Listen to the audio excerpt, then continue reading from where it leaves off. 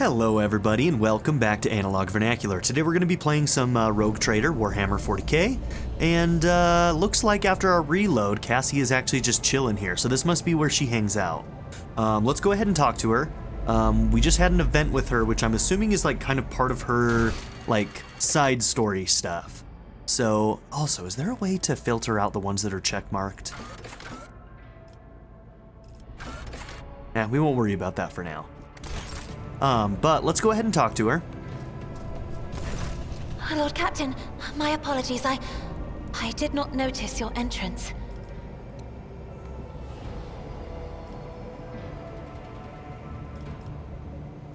Oh, maybe this is going to be some of the same dialogue. Alas, a title alone is not enough to hold everyone's attention all of the time. I did not... Please forgive me this regrettable lapse, Lord Captain.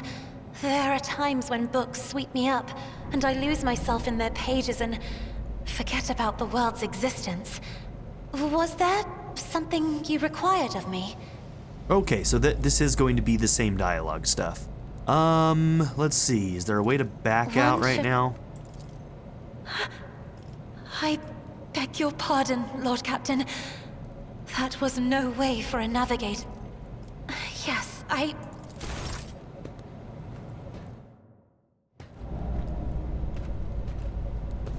Huh, interesting. I don't know if that was supposed to happen that way. Let's just reload and not talk to her right now while she's here. We already had our conversation with her, and this just is a repeat of that. And I don't know if that was intentional or some kind of bug, but... in case it, like, overwrites, like, some flags or... Okay, that was a quick load, so apparently it actually goes with the quick load, not the most recent load. Good to know. Good to know that that's how that works. In some games, it'll just reload the most recent load when you do your quick load. Which tends to be what I prefer, actually, because that's usually what you want to do. But that's okay. Okay, so let's go and look around this place real quick.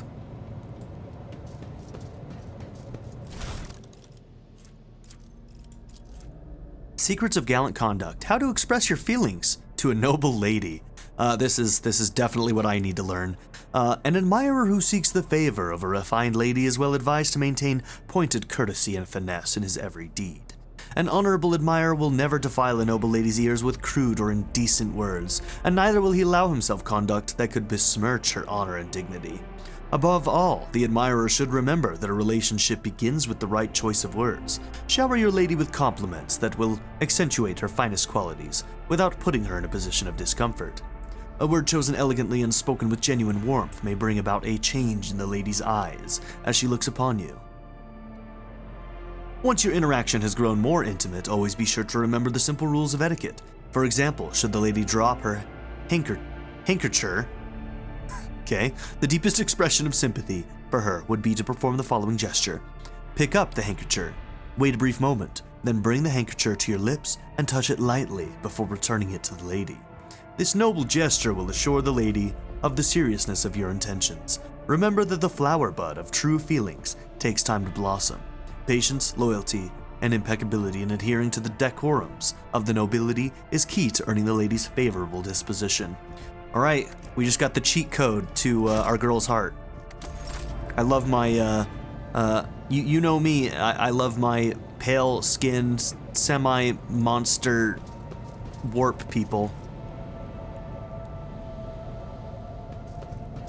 If they don't have claws, I ain't interested. That's all I'm saying, okay? They gotta have gills and claws. I don't know, man. I don't know. She seems cool, okay?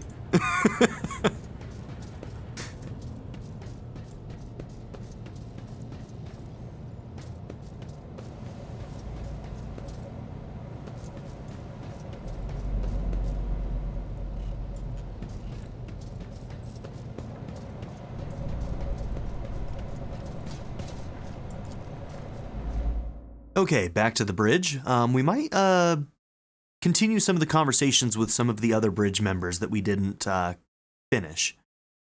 So this game is probably going to be one that I'm going to have to record a little bit slower than maybe I normally would. And the main reason for that being that there is a lot of reading And reading is actually, like, reading as much as you have to read for this game, for all of you, actually is pretty taxing on my voice. There's been a couple of times already that I've almost lost my voice while recording this, just because there's so much reading, and sometimes it's so concentrated.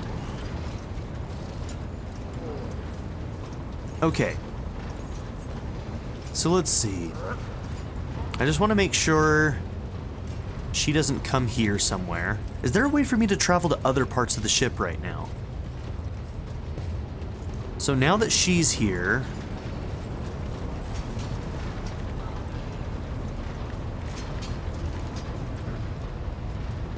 So, to the Lord Captain's quarters.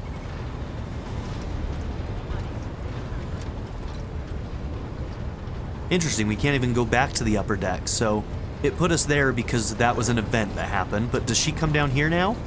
Oh yeah, she does. Okay, this is probably the conversation that we're gonna have now. Words cannot describe how boring the bridge is without our stimulating conversations. Oh my, dude, she is already like laying it down hard and I am down for it. Tell me about yourself. I am a part of House Valancius, an ancient dynasty of the Navis nobility. Since time immemorial, our family has served to advance knowledge, pushing at the boundaries of the dark unknown. The Starway Atlas contains 2,843 routes that chart the sectors of the Segmentum Obscurus and reach all the way from the Koronus Expanse to Holy Terra. Holy Terra, the throne world of the Imperium of Man and the original homeworld of humanity, and the God Emperor. Okay.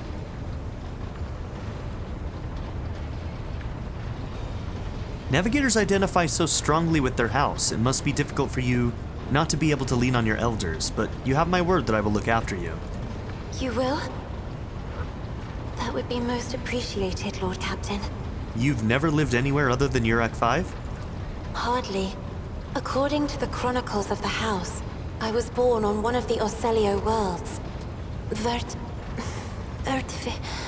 Oh, what was it? Please forgive me, Lord Captain. My childhood memories are too vague.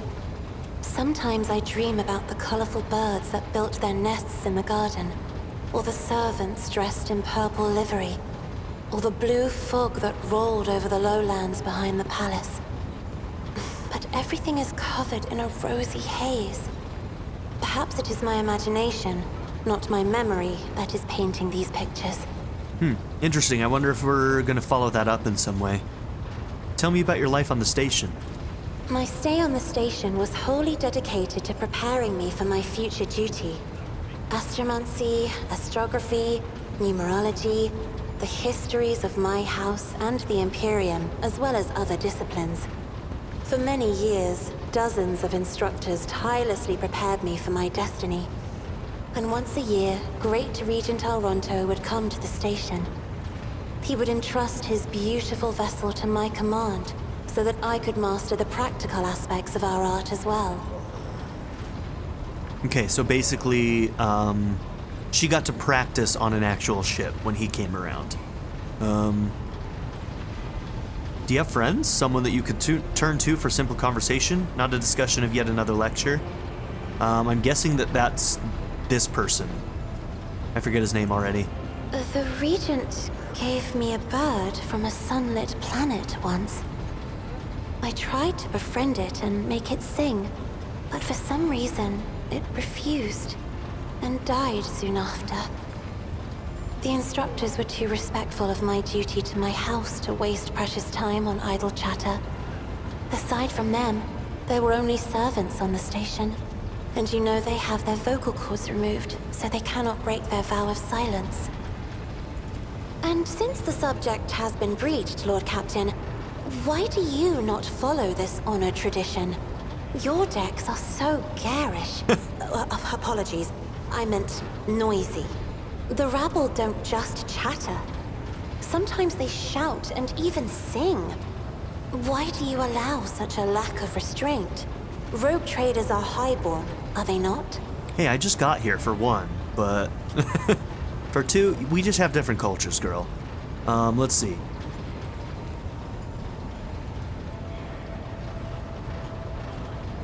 This is probably leaning more into my iconoclast leanings. Like, I think I'm mostly gonna play kind of like somebody who still demands a level of respect, as my title demands, as the God Emperor demands, but I'm gonna be more iconoclast in the way that, like, I actually do respect some of the people that work for me. Try to take care of them in a way. Whereas, like, I think, like, this is a world that very much views most of its people as, tools. To be used and discarded.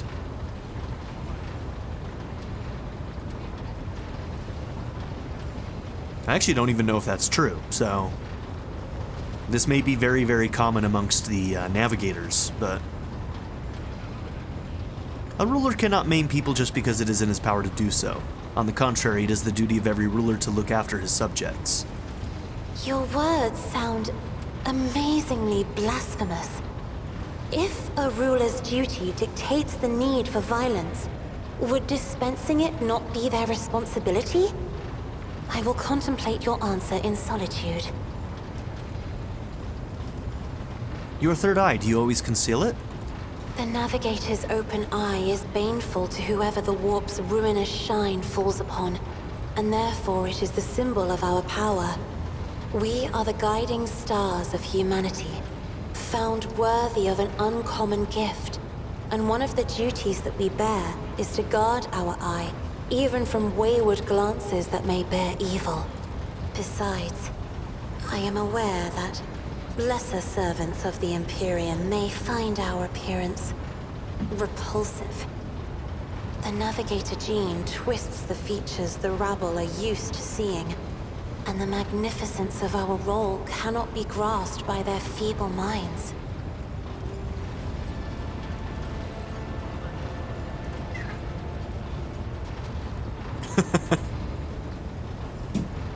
You do not look repulsive, Cassia. Perhaps my appearance does not terrify you right now, but this will not always be so. The Navigator gene is unstable. My body is going to change over time.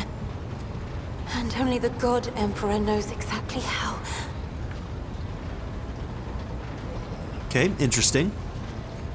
I mean, we saw how messed up our guy in the chair was, so...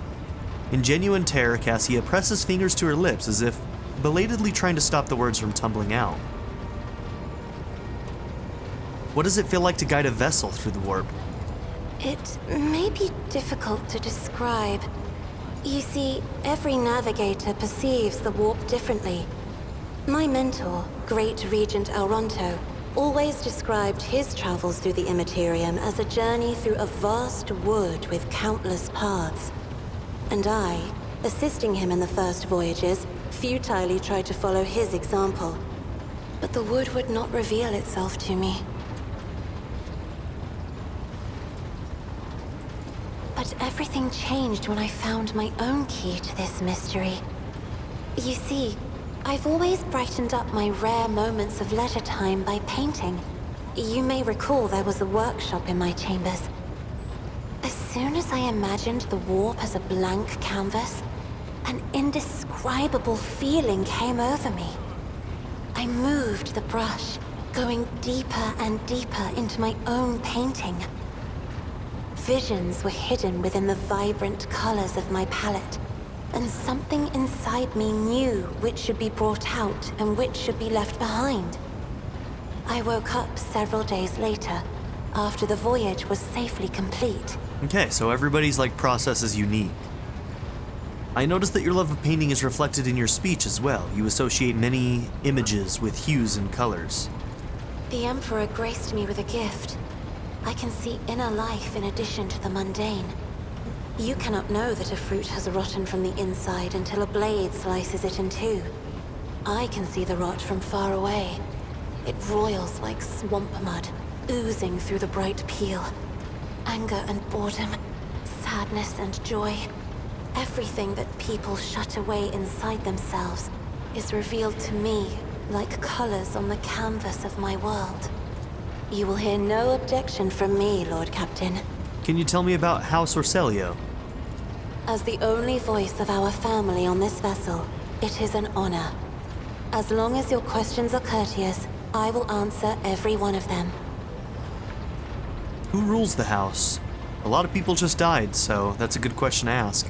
Just as a rogue trader stands at the head of a protectorate, a Novator heads a navigator house. It is the Novator who decides where to look for alliances and which path their bloodline is destined to tread. As for our house, the transfer of power to a successor is currently underway.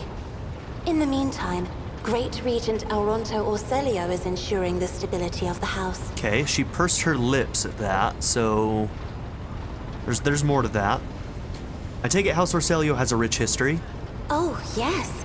The navigators of the house came to the Koronus Expanse fairly recently, a mere 208 years ago.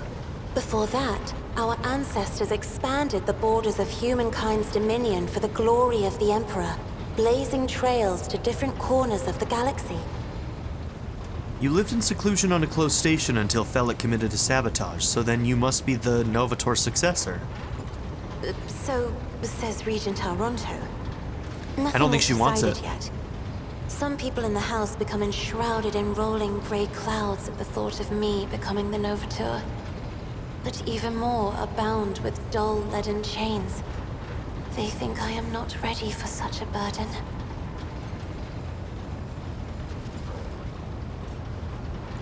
By all means.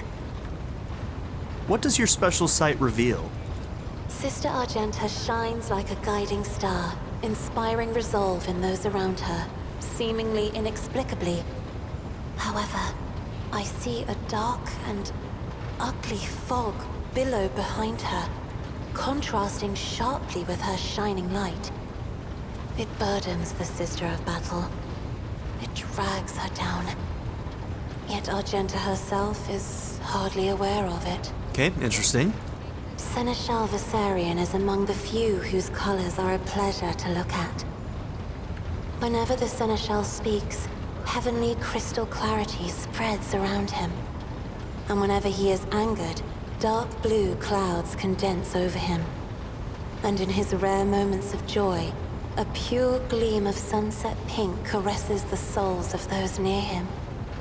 Out of your entire retinue, Lord Captain, he is the only one I would trust with my life. Well, damn, that's good to know, I guess.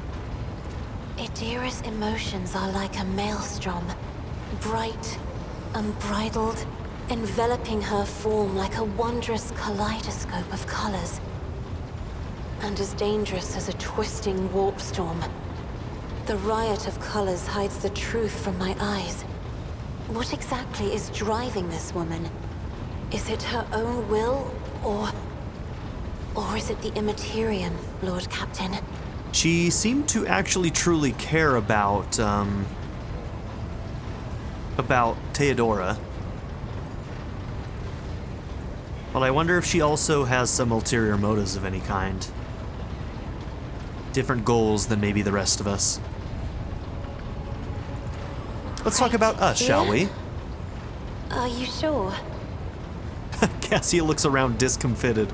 It's weird, like, did we like hit some flirt dialogue that like has led us down this path? Like, is there a similar thing with Argenta? Also, are there any are there same-sex attraction in this game? I hope that the developers at Owlcat would add some options for LGBTQ. Somebody let me know in the comments. Have any of you been able to flirt with your boy Abelard? Let's see. So apparently we're in a relationship. All right, I'm down for that. You know what? I'm perfectly fine with that. I don't know if that's a bug or something. It feels like a little early, Let us turn but from personal matters to more pressing concerns. I've only done some light flirting, but I'm okay with this. Like I said, like I love my pale-skinned, gilled, three-eyed, clawed beauties.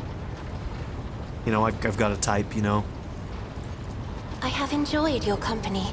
Thank you for the conversation. Okay. we went through everything for Argenta. Let's see, we probably haven't, I don't think we've talked at all with the helmsman, actually. Well, I think we did a little bit, but the tall man before you, no, we didn't do his extra dialogue. Appears to be woven from tendons and muscles, blue veins, snake under his white, almost dove-colored skin, and his scalp and chin are covered in cropped white hair. His neck and shoulders are wrapped in wires that hint at the presence of neural connectors under his uniform. The officer's face seems to be twisted in a perpetual grimace of annoyance and anger, but he greets you with a respectful nod. Lord Captain, Master Helmsman Ravor at your service. You are a Voidborn, are you not? That I am, born into a helmsman clan in the bowels of a Chartist vessel. Studied the family trade until I was 15, then my entire clan was butchered in a mutiny by lower-hold scum. They spared the young'uns. Of course they did. Kids with implanted connectors make great navigational servitors. But I was having none of it. They weren't going to make a servitor out of me, so I escaped into the crawlways, and then I spent months picking them off, one after the other. Ravor stops abruptly. You got me talking up a storm. Anyway, yes, I'm a Voidborn. Finish your story, Ravor. Sounds interesting. He kinda sounds like a badass. He stays silent for a few seconds. Not much to tell. I gutted everyone I could get to, and then I fled upwards to the middle decks. That's where the auger operators took me under their wing. They have apprentice helmsmen of their own up there, you see. Nobody asked me any questions, so I stayed. I grew up, trained, got smarter, then ended up a junior helmsman. A dozen years later, Danrock spotted me and lured me away, the cheeky blighter.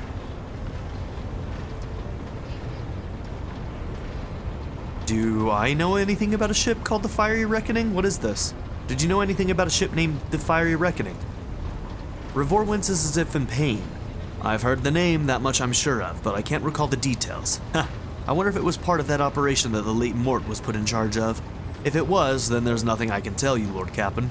The whole thing was kept under wraps. Your best chance would be to ask the High Factotum.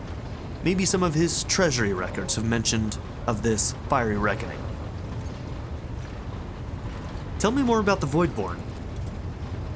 He winces and rubs his temple. Lord Captain, I mean no disrespect, but you do better to find someone with a knack for conversation, like Tulaman, the new Voxmaster. I ain't the talking type, I just get the ship where it needs to go.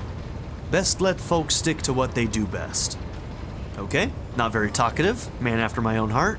Says somebody who talks to people on a YouTube channel constantly but hates conversation in the real world. I don't know what that says about me, but... Not very chatty in the real world, let's put it that way. I'm very introverted, so... What can you tell me about the other officers? Oh, good-for-nothing wasters. That's what they are, each and every one. Take Janris Danrock, that highborn weasel. Yeah, I don't really like Danrock myself. He seems like a piece of shit. He fawns over the officers, but some of the deals he makes would get him burned alive. He drags other people into his schemes so they can take the fall for him too. One of my junior helmsmen was ferrying goods from Footfall for him, got caught by the Seneschal, and ended up in the Void Hatch. Danrock couldn't care less. The Voxmaster, another Tulamon like the last one, Void rest him, is no better. She cut off half the Vox channels the day she took up her post. Said the Vox systems were damaged and the Engineerium had no contact with other modules. But how am I supposed to steer the ship? Collect the COGS reports with the power of my mind? First Officer Versarian. I can't stand him. Like every Navy officer I ever met, he doesn't know a thing about controlling a vessel in the void. But he puffs himself up all the same and throws his weight around. Me and him have had to have words a few times before he left me alone. Thank the Emperor Lady Theodora trusted me more than the Seneschal when it came to helming a void ship. Then there's that woman, what's her name? Talas, Lady Theodora brought her along wherever she went, and look what happened to her.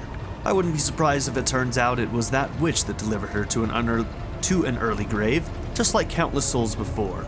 I don't see why anyone would want that walking calamity on their ship, but some would disagree. They say she's friends with young Tulamon, you know, or at least she used to be. Okay, that's an interesting little tidbit we didn't know. Tell me, do you like anyone at all? Ravor looks perplexed. What kind of a question is that? I like you and Lady Theodora before you. Where would I be if I was making cracks about the rogue trader? Ha! I don't want to die just yet. In other words, he literally just told us he doesn't give a shit about us.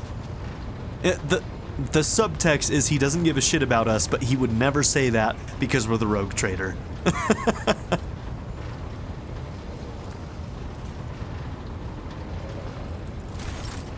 Alright, I kind of want to ask, like, this seems rude because we know who he is, but, like, it might lead to other conversations. So, remind me, who are you? I'm the Master Helmsman, Lord Cap'n. I stand at the wheel of this here tub, I mean your vessel, and bar commands of the idiots who tend to its related system. In layman's terms, I'm the one who stops us from running into an asteroid or a disruptive gravitational wave when we're traveling through the void. Do you control the ship in real space as well? I wish that was my only job. I have to steer her through the warp too, but most of the credit of that goes to the navigator.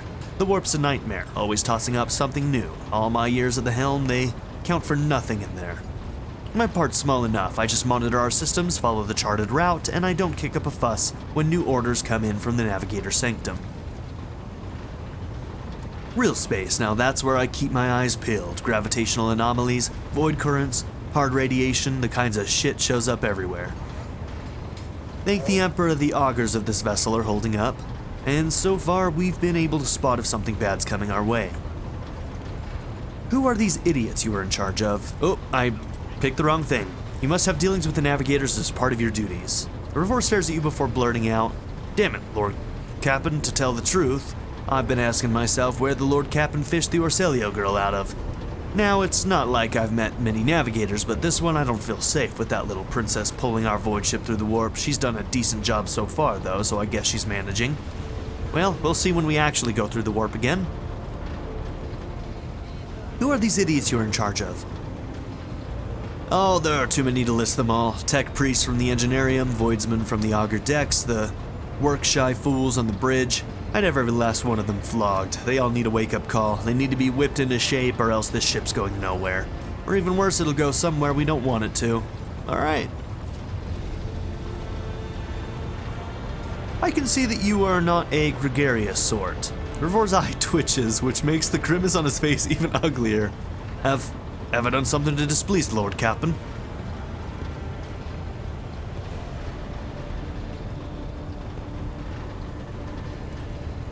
On the contrary, you are the first person on the bridge who's not tripping over themselves to lick my boots. I respect it, helmsman.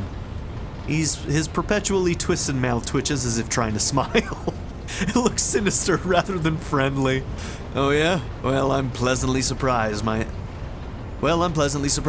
that you aren't having me flogged for insubordination. Well, wonders never cease. He points at the cables around himself, connecting wires. Once they go into the control panel, I become one with the ship. Except the bloody cogs messed up the wire stimulus injectors and connectors when they implanted them. They twisted the wires the wrong way or burned something in my noggin. Anyway, I can't sleep. It just doesn't happen anymore. It's been 30 years of non-stop stimulants and a splitting headache, so you'll forgive me if I'm not all smiles, Lord Cap'n. That sounds horrible. Seriously, that sounds absolutely terrible. Now I feel kind of bad for the guy. Lord Cap'n, Ravor acknowledges you with a nod and turns away. The dude can never sleep? Ooh, that's rough. Alright, so I think we have some dialogue with Vigdis and with this guy over here. Keep forgetting his name, Danrock. But we're gonna let that wait. I did a lot of reading just there, and I'm gonna lose my voice if I'm not careful. Let's go to the map.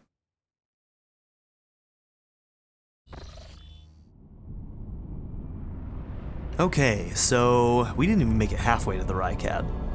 I wonder if maybe I should go and check out this void ship first. This is like quest stuff. Let's do one optional thing, just to see. Lord Captain, sorry to disturb you. Vigdis pauses as if listening to something. It's pandemonium outside the bridge gate. One of the officers seems to be demanding an audience with you in person. I think I hear Master Versarian's voice. In any case, I wanted to warn you in advance. Okay. What's up, Abelard?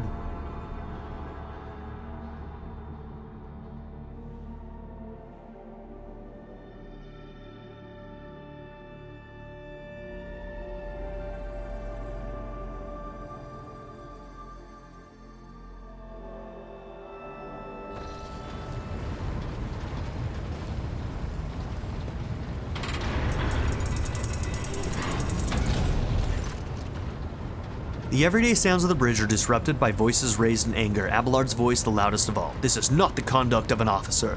These are the antics of a highborn brat out on a lark. Explain yourself, Lieutenant. Of real event, the young woman standing before Abelard strives with all her might not to quail under the onslaught of her superior's anger. She falters, but then manages to look him in the eye and say, I apologize, sir, but I must speak to the Lord Captain. Very well, Lieutenant, you may address the Lord Captain, not least because I see you have already seen fit to disturb him. Your unauthorized appearance on the bridge and display of belligerence towards a higher-ranking officer will be logged on your personal file without delay. Lord Captain, Lieutenant Avril Event, requesting permission to speak. Event falls silent and then adds rashly, on a matter of extreme importance and urgency. You may speak, but I want to hear a report, not a shouting match. Having two officers bickering in full view of the bridge is unacceptable. I am sorry, Lord Captain. I thought that drastic times called for drastic measures, Vent exclaims hotly.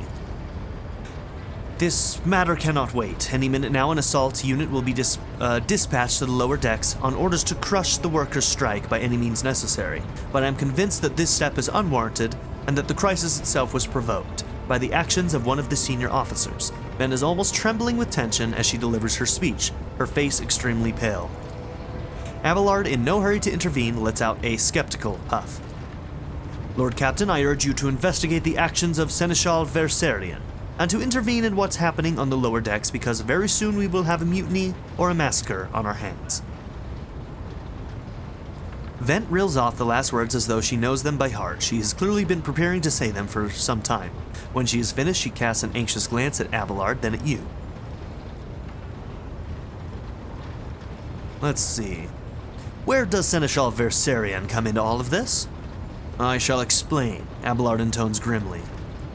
I beg you to hurry, time is running out. I will not hurry, since my competence is under scrutiny. I shall speak for as long as I see fit. There is an established order to the way things are done on this ship, and one of the pillars of that system is that the rogue trader's attention is not distracted by trivial matters. It is the Seneschal's role to ensure that. I have always handled internal problems myself, so of course when I received information about cultists hiding on the lower decks, I took the matter in hand. So long as I live, not one of the vermin who murdered Theodora von Valancius will find refuge on her ship. You were far too heavy-handed, Seneschal Versarian. Arrests, interrogations, mass punishments for entire sectors, it has driven the people to the brink, Vent says bitterly. Now there is a strike on the lower decks, in Depot 4 to be precise. 3 workers' clans are involved, but many more are passively supporting them. The situation could degenerate into an all-out insurrection. But when I reported my concerns, the only response I received was an order to dispatch an assault unit and crush the strike with maximum force. Okay, we kind of got that answer already from Versarian. He's the one that's supposed to handle things. Chain of command. So I don't even know if I want to ask that now. How did all of this start? The situation could boil over at any minute, so I'll give you the condensed version. It all began when the enforcers found a cultist amulet on the body of someone who'd been killed in a drunken brawl. We reported it up the chain immediately, arranged for a cleansing rite to be performed, and opened an investigation. No heretics have been found alive, but the search has brought tensions between enforcers and workers to a head.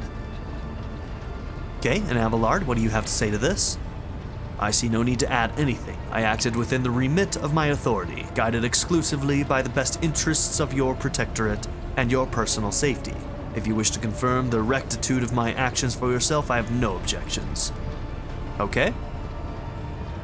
For my part, I urge the Lord Captain to go down to the lower deck, stop the assault unit, and speak directly to the people. You will see that they are not lying or harboring heretics. That way, you will stop the uprising before it begins. Okay, what happens if I do find heretics? What happens then? Because there might be some of them among them.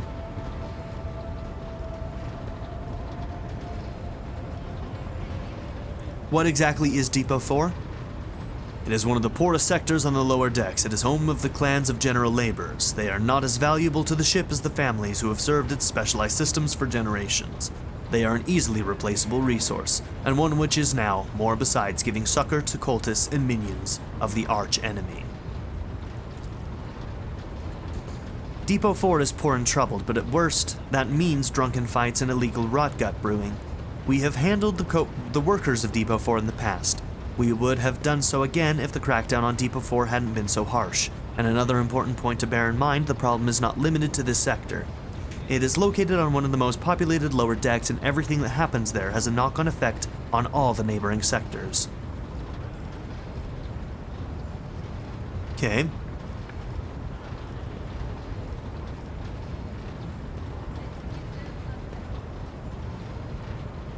I am certain the Seneschal was acting within his authority, but I will verify the soundness of his decisions for myself.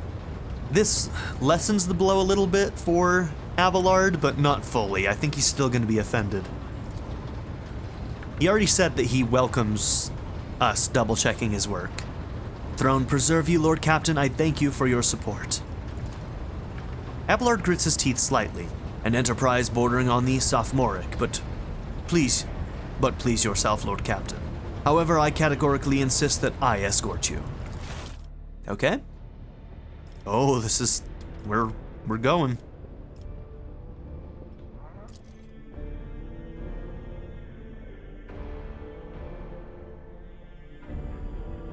Okay. We can make an informed decision.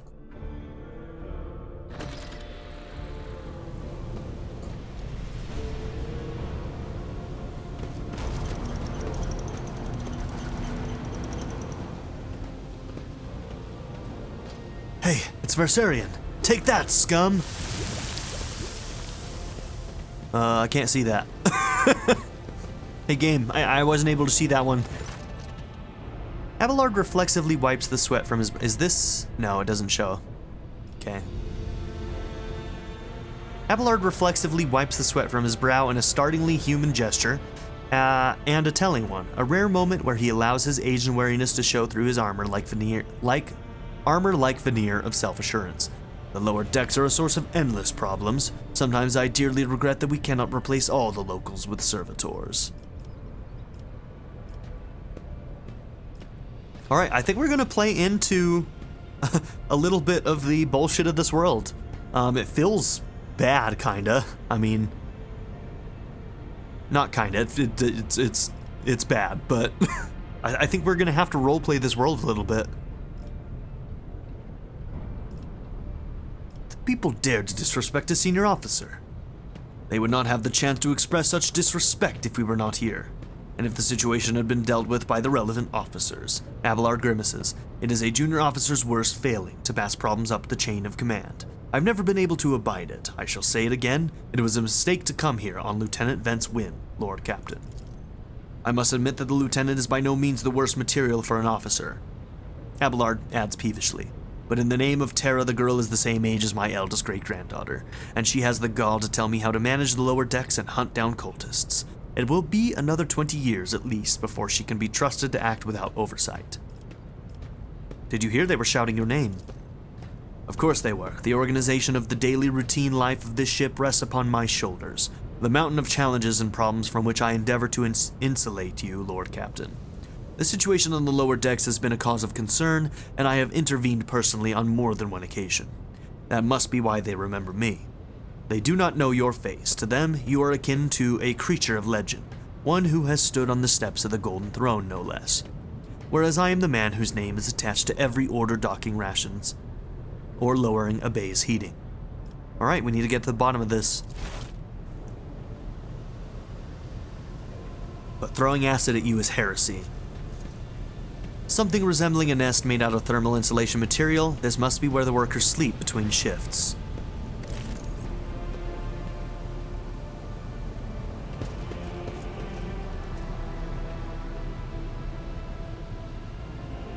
Okay, we got some valves here. Lower deck rabble. Keep your wits about you.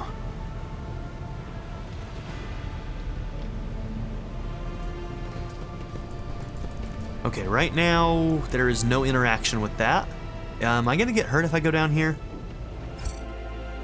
Looks hot. No. Just trying to see if there's some kind of effect that's on us when we're down here.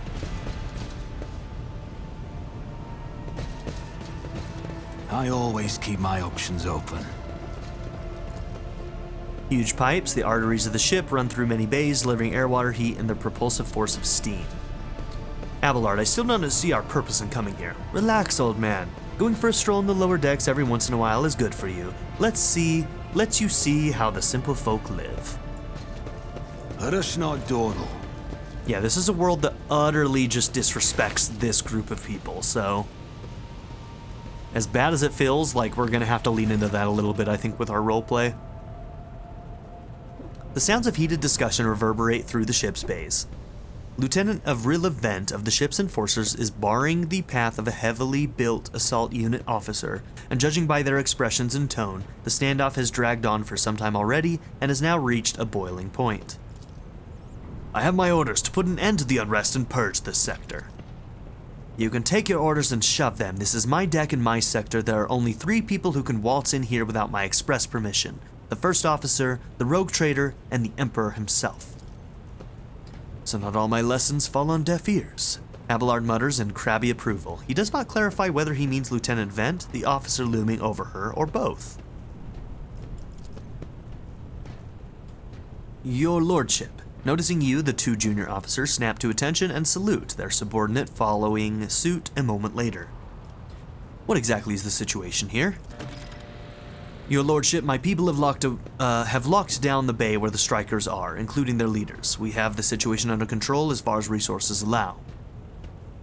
Okay.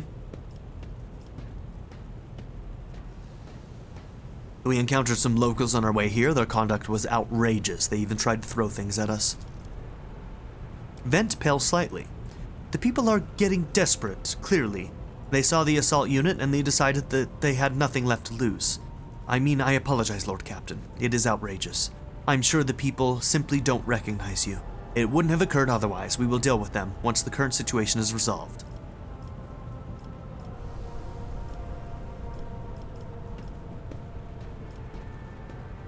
I want to speak to the strikers.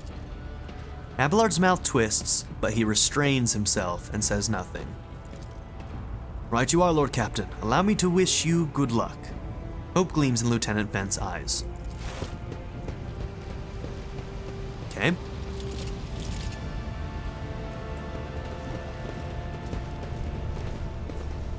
Okay, there's nothing to interact with here, so we're not actually taking this to them. Okay, I misunderstood. I thought taking that elevator was going to take us to the strikers. Alright, before we go over there, though... Greetings, your graces. Is there money to be made?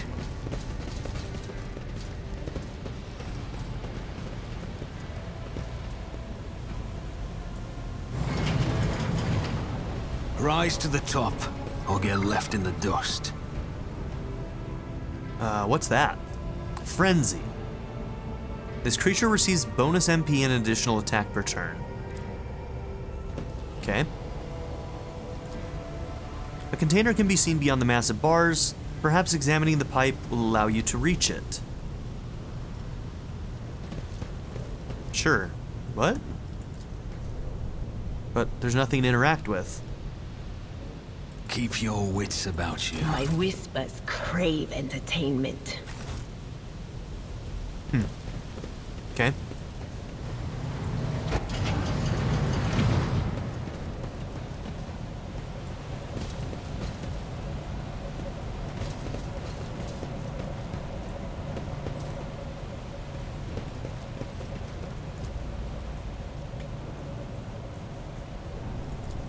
Inside the box, a string of scratched letters runs along the edge.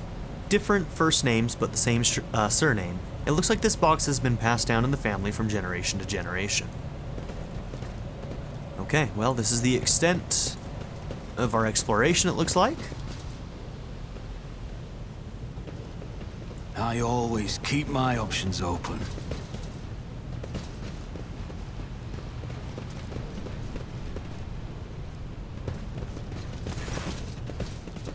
Alright, what heresy is all of this? We won't stand for it anymore. A dozen pairs of eyes stare apprehensively at you. The people before you are typical inhabitants of the lower decks. You take in their simple clothing, crude weapons, and faces that display varying levels of mutation, from the barely discernible to the strange to the outright grotesque.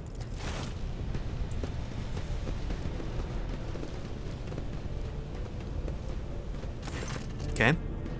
Rivet. A whisper passes through the crowd and you detect a mixture of fear, astonishment, and joy in their reactions. Finally, 3 people break away from the crowd, an elderly woman and 2 men. These must be the leaders. They bow clumsily before you. Lord Captain, you have come down to us. We were attacked on the way here. How do you explain that? Here's an explanation for you. To the people have been pushed to their limit, and now they're lashing out, as if we don't know why these top-deck units are being sent down here. Like that one there, that lieutenant won't let... Is this a sentence? Hold on, let me try this again. As if we don't know why these top-deck units are being sent down here. Like that one there that the lieutenant won't let past. Our clans are all inside the bay. That's been sealed off. But the lower decks are big. I'm sure there are some people who have had just about enough, or getting it from all sides. The soldiers have encircled the ones who have risen up. A death squad has just arrived. It's no wonder folks are lashing out. Awareness test succeeded. Their words seem sincere to you. Their body language and the glances traded between them reveal that the news of the attack has shocked them. What is troubling you and why are you striking? Striking? That's news to us, your lordship, says the tall, thin man in worker's garb. All we're doing is asking questions, saying what we think. Shut up, Rivet, snaps the old woman, who turns her hostile dark eyes on you. Here's the deal, your lordship. Your damned enforcers are all over us down here. They say they're looking for cultists. One wrong word and they're reaching for their batons. If they want to punish someone, they turn off the heating to whole bays for a week at a time, so we get sick and freeze. In my clan, 2 little ones died from inflammation in their lungs, all because of the enforcers.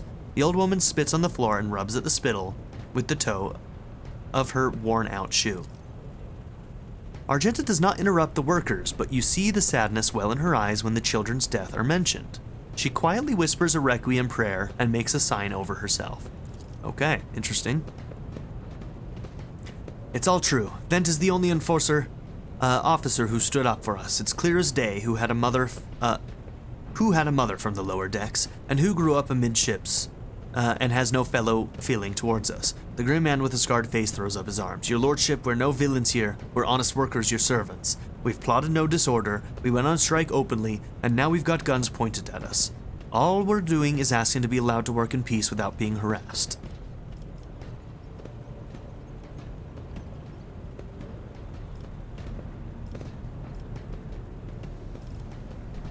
The persecution started apropos of nothing you say.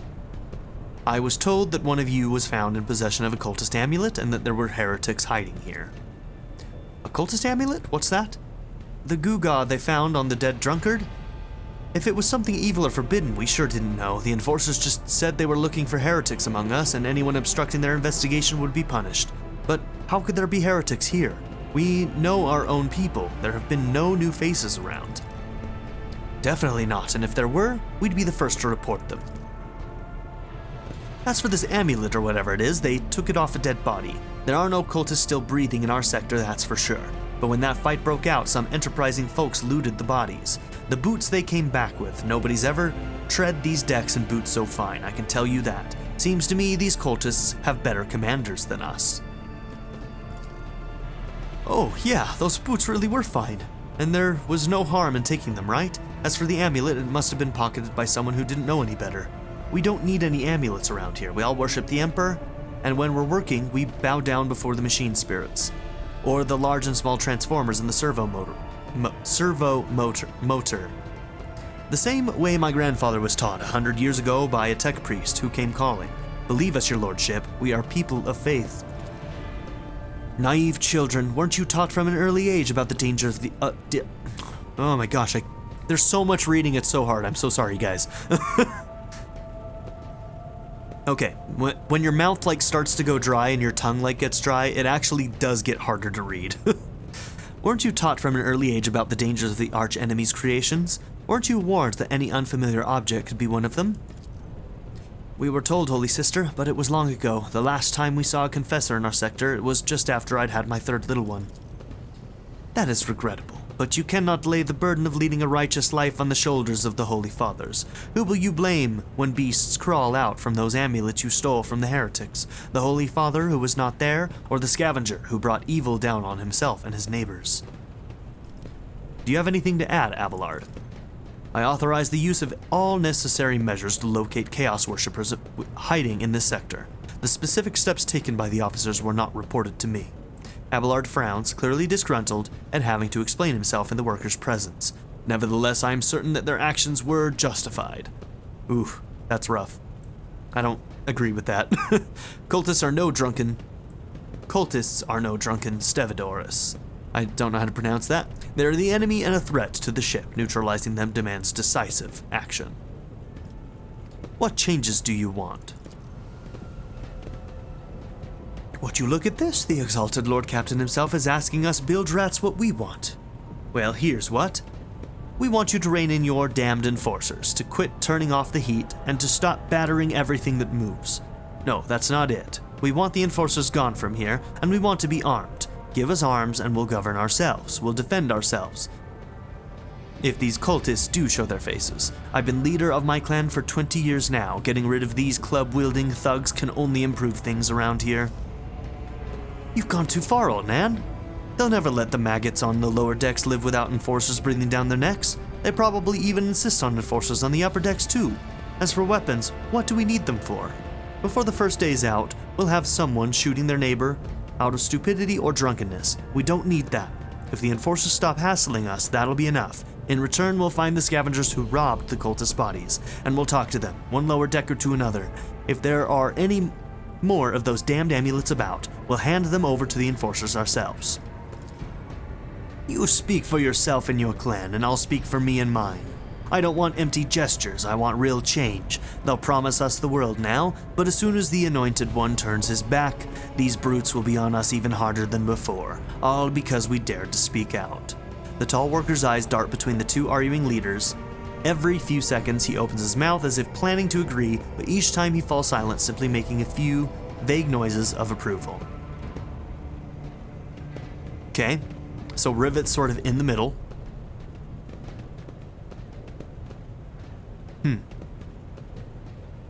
Alright.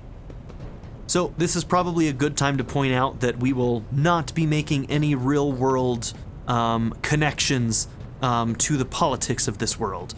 This is a fun, fictional world, and our choices do not reflect our beliefs in the real world. I'm going to point that out right now just because this is a very, very complicated situations, and I'm probably not going to make the choices in this game that I would make in the real world because it's not really an analog to the real world. Let's not go there. Please, let's not go there. So we're just going to point that out. We're not going to apply real-world politics to any of our choices here. And let's see. What are our choices here? Let's see.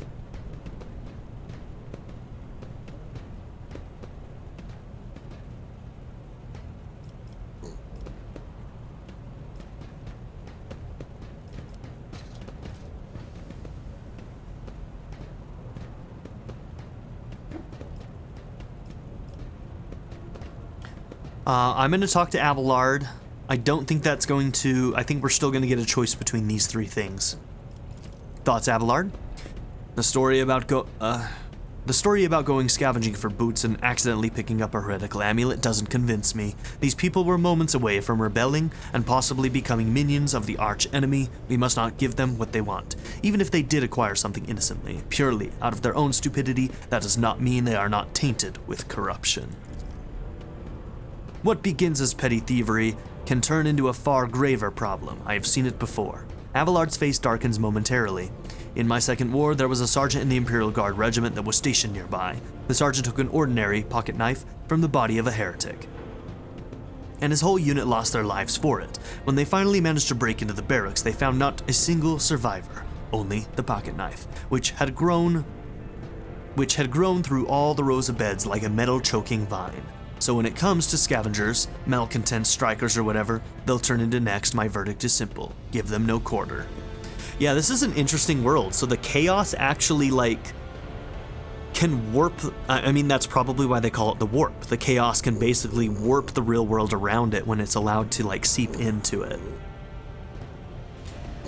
So, some of, the craziness in this world is born from the fear of this warp. And, could be construed as like justifying some of the actions, some of the very, very dark things that happen in this world. I think we're going to go with coercion. We're not going to outright just destroy them, and we're not going to give them everything they want. I think this feels more iconoclast, somewhere in the middle.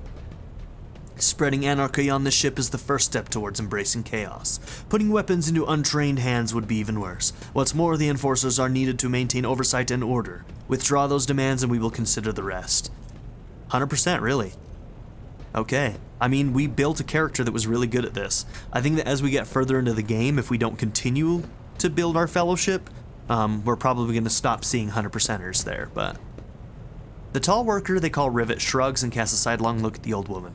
Old Nan, listen, the Lord Captain himself has come down to us and is offering concessions, and I don't know a single person in the whole of Depot 4 who's ever stood next to the rogue trader, let alone talk to them. Back down. Now's no time for you to be stubborn, old crone.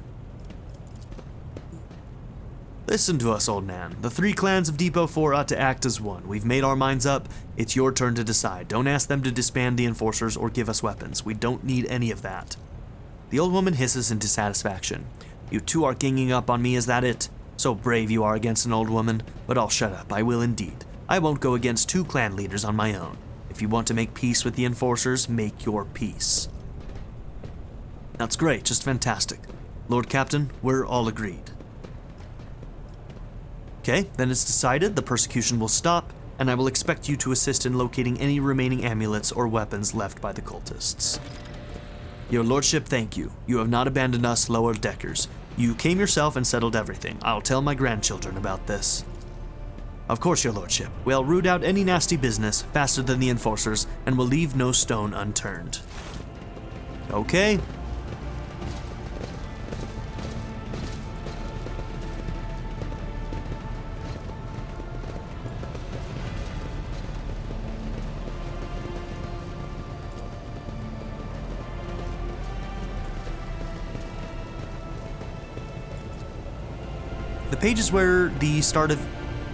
This page is where the start of each shift is marked.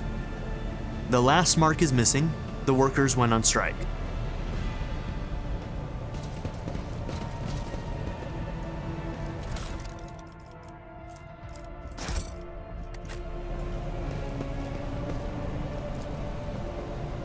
The heat sink warms the air around it to a scorching temperature. This is the warmest part of the bay. The workers have even dragged deck chairs here. Okay. I wonder if all this valve stuff is going to happen later.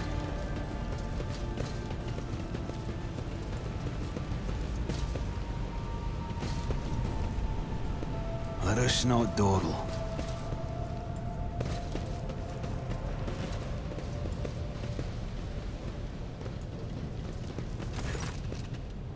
Abelard. Stopping unexpectedly, Abelard imperiously dismisses the unit to stand at a distance and addresses your other companion, saying, I have an urgent matter to discuss with the Lord Captain. Please give us a moment.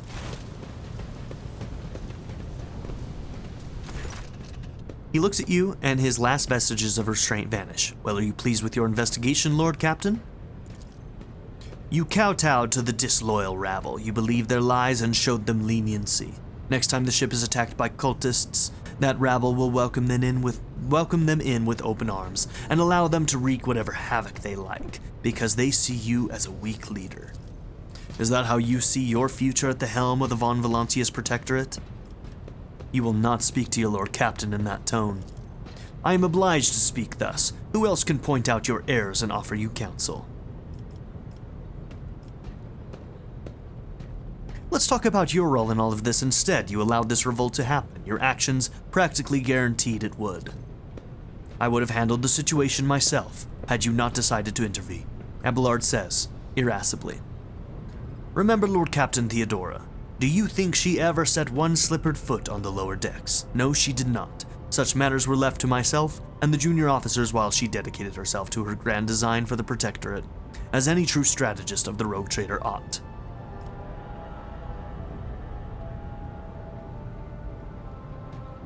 Let's see.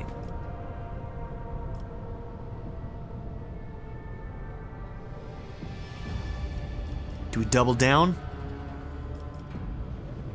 Let's go with this one, I think. Maybe if Theodora had spent more time on trifling matters, she wouldn't have wound up dead. There is a new Lord Captain aboard this ship now, and I will not repeat her mistakes. He was pretty close with her. This is yeah, Abelard's gonna not be very happy with us here. He looks at you, stunned, and exhales loudly, then he nods curtly. I commend your decisiveness, but I am uncomfortable with introducing new protocols in the midst of a crisis.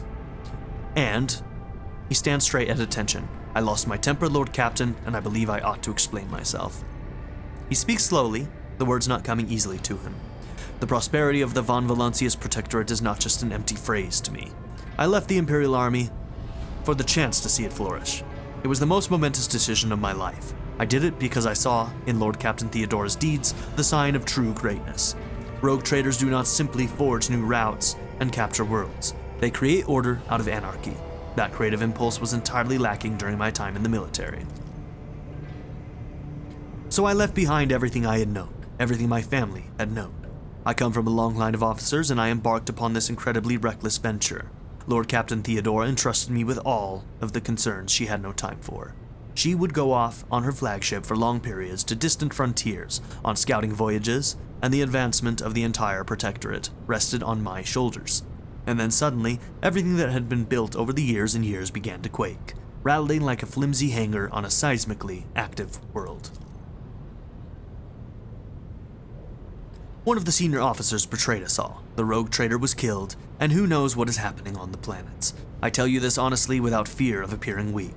All this has come as a grievous blow to me. I am not panicking or grieving because I cannot allow myself to panic or grieve.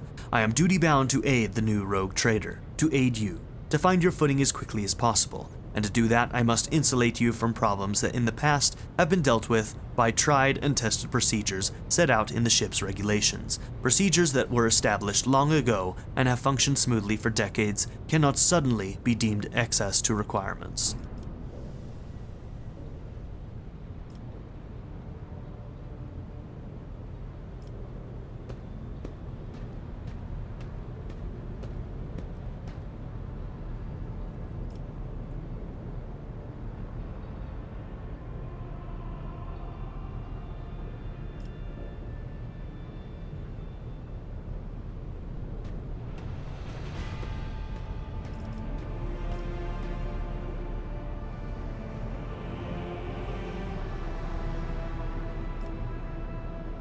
Okay. Embrace change.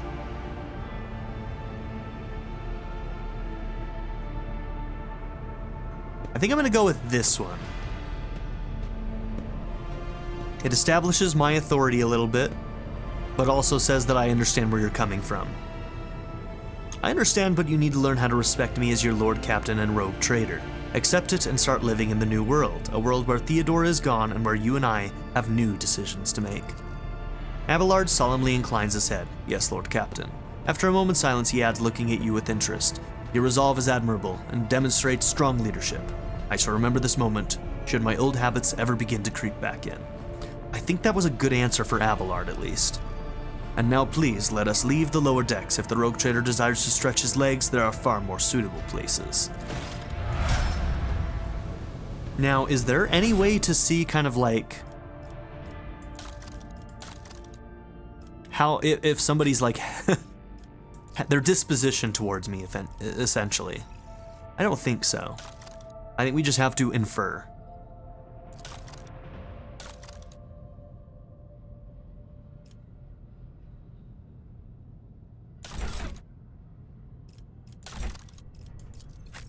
All right, we got to level up. We'll look at that in a minute.